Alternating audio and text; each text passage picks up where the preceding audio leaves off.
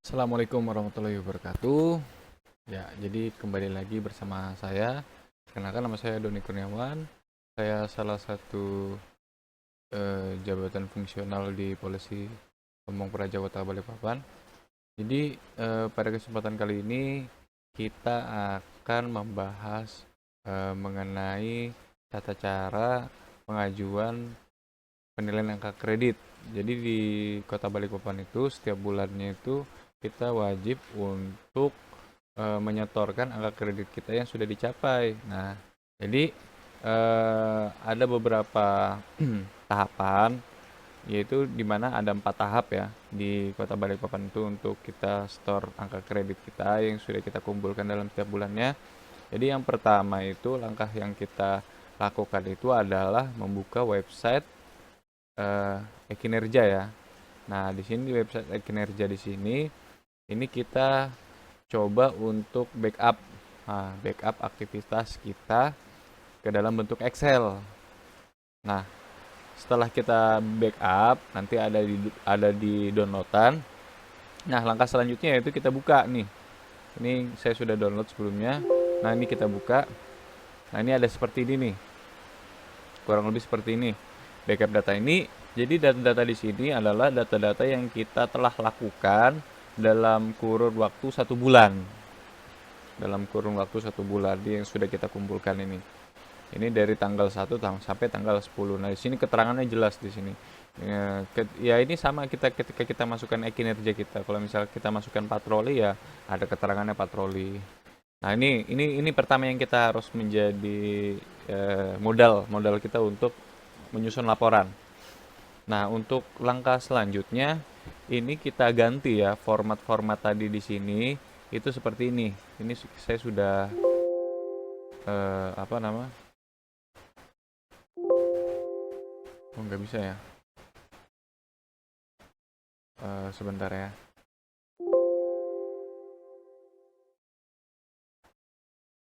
Wah, loading ya.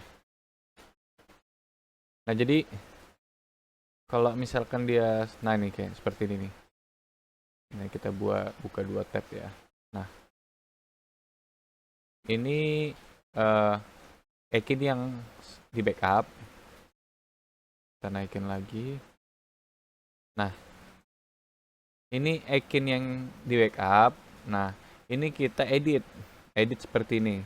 Nah, kita sertakan NIP, terus pangkat dan golongan, jabatan, nama OPD, tanggal berapa sampai tanggal berapa. Nah, terus langkah selanjutnya kita coba untuk kelompokkan nih. Kita bentuk dalam bentuk tabel. Nah, di sini kita garis-gariskan, lainkan. Nah, sesuai dengan apa yang ada di sini. Nah, ini seperti ini kurang lebih. Nih, melakukan patroli di wilayah Balikpapan Selatan. Nah, seperti ini kurang lebih. Nah, jadi yang awal mulanya seperti ini, dari ini kan masih belum rapi nih. Masih belum rapi. Nah, jadi kita buat rapi sampai seperti ini. Nah, terus nanti di bawahnya kita tambahkan mengetahui atasan langsung. Atasan langsung saya sendiri. Nah, untuk selanjutnya di langkah kedua, nah kita kopikan tadi copy ini ke dalam bentuk sheet baru. Nah, ini di copy terus dipastakan di sini. Nanti kita buat sheet baru. Jadi ada 2 sheet tadi ini. Nah, ini tetap backup Ekin ini tetap ada. Nah, terus kita edit lagi yang tadi sudah di copy paste tadi menjadi bentuk seperti ini. Nanti ditambahkan keterangan-keterangannya. Nah, jadi seperti ini. Ini sama ya. Identitasnya tadi sama. Ini hasil pelaksanaannya. Nah, ini untuk perlu kita pahami sama-sama. Jadi untuk membuat laporan itu kita buat sebagaimana itu harus detail.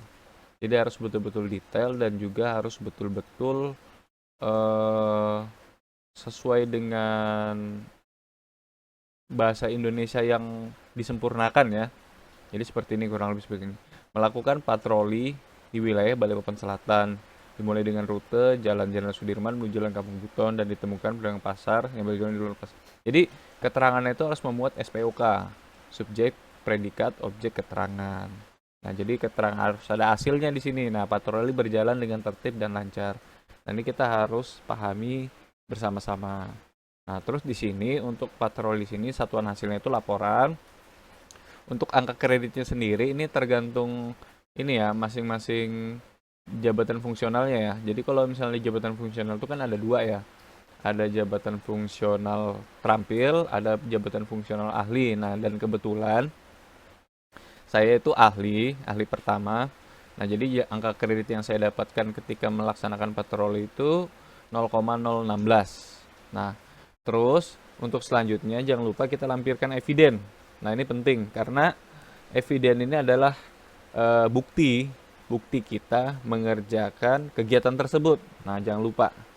Nah, ini bukti saya untuk melakukan ketika melakukan patroli. Jadi, ini posisinya pada saat patroli ditemukan adanya spanduk-spanduk liar atau spanduk-spanduk yang izin reklamenya sudah habis. Jadi, kita lakukan penertiban seperti itu. Nah, selanjutnya seperti itu ke bawahnya. Kurang lebih seperti itu. Yang jelas kita harus pahami sama-sama. Jangan lupa tampilkan evidennya sesuai dengan kegiatan ya. Jadi misalkan nih kegiatannya pengamanan, evidennya harus berkaitan dengan pengamanan. Jangan sampai evidennya kegiatannya pengamanan, evidennya misalkan patroli misalkan. Nah, itu nggak sesuai ya, harus sesuai. Ketika memang kegiatannya A, evidennya harus A. Nah, seperti itu. Nah, jadi kurang lebih seperti itu ya. Jadi nanti ini di tahap pertama setelah kita kumpulkan, ya. Mohon maaf, ketika sudah selesai, ini nanti kita akan laporkan kepada tim verifikasi. Nah, jadi di sini ada keterangan ini. Ini saya dalam 1 bulan itu ada kurang lebih 38 kegiatan. Nah, ini saya banyak di pengamanan kemarin ya. Nah, ini angka kredit yang saya dapatkan tuh kurang lebih dalam 1 bulan tuh 3,624. Nah, ini masih kotor 3,624 ini. Nanti itu akan akan dicek lagi sama tim verifikasi kesesuaian antara laporan dengan eviden, terus kesesuaian antara kegiatan dengan angka kreditnya, nanti dicek semuanya di situ. Nah, di sini kenapa ada warna-warna di sini? Jadi ini untuk memudahkan tim verifikasi ketika melihat laporan kita. Jadi kalau untuk hijau muda itu patroli, warna biru muda itu untuk pengamanan, pink itu pengawalan, kuning justisi, orange muda itu non justisi, dan abu-abu muda itu sosialisasi. Nah, jangan lupa nanti kita tambahkan di bawahnya mengetahui atasan langsung. Seperti itu. Nah, jadi ini masih tahap pertama ini. Jadi tahap pertama. Ini di tahap pertama. Nah,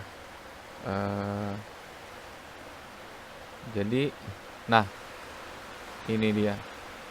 Jadi gini, itu kita tadi berkutat pada tahap pertama ya.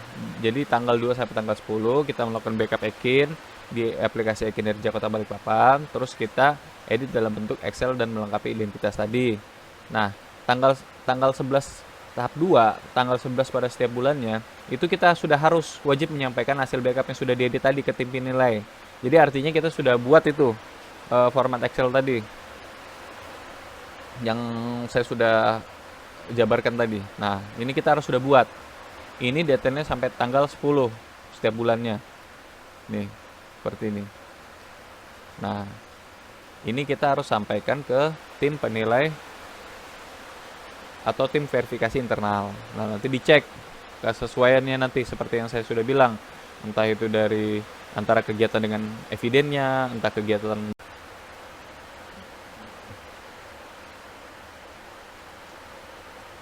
Nah, jadi untuk tahap selanjutnya itu ada di tahap ketiga. Nah, jadi tahap ketiga ini itu tanggal 11 sampai tanggal 20 pada setiap bulannya. Itu tim penilai verifikasi tadi, tim verifikator tadi itu sudah melakukan pra penilaian. Nah, jadi tadi di sini, nah ini ada namanya hasil pra penilaian. Nanti ketika sudah diperiksa, misalkan ada apa nama, ada revisi atau ada sesuatu yang harus diperbaiki, nanti di sini ditinggalkan catatan oleh tim verifikasi di sini. Nah, seperti itu. Nah, jadi tim penilai di sini dia akan menilai laporan kita tadi. Nanti range waktu 11 sampai tanggal 20 itu tim penilai atau tim verifikasi tadi harus sudah mengirimkan kembali. Nah, nanti kita tindak lanjuti kembali. Nah, kalau misalkan memang ada revisi, kita revisi. Kalau misalnya tidak ada, maka dikembalikan ke kita laporan tadi dengan catatan tidak ada revisi, dan selanjutnya di tahap keempat itu kita akan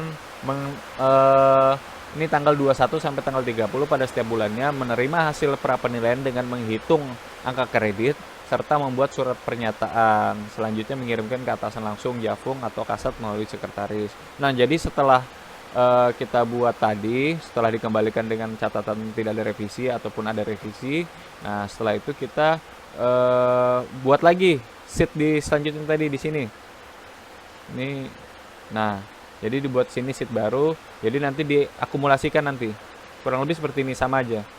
Nah, di situ nanti namanya surat pernyataan, apa-apa aja yang menjadi itu istilahnya sudah fix menjadi angka kredit. Nah, itu nanti di situ. Oke, mungkin itu aja yang bisa saya sampaikan. Kurang lebihnya mohon maaf. Wassalamualaikum warahmatullahi wabarakatuh.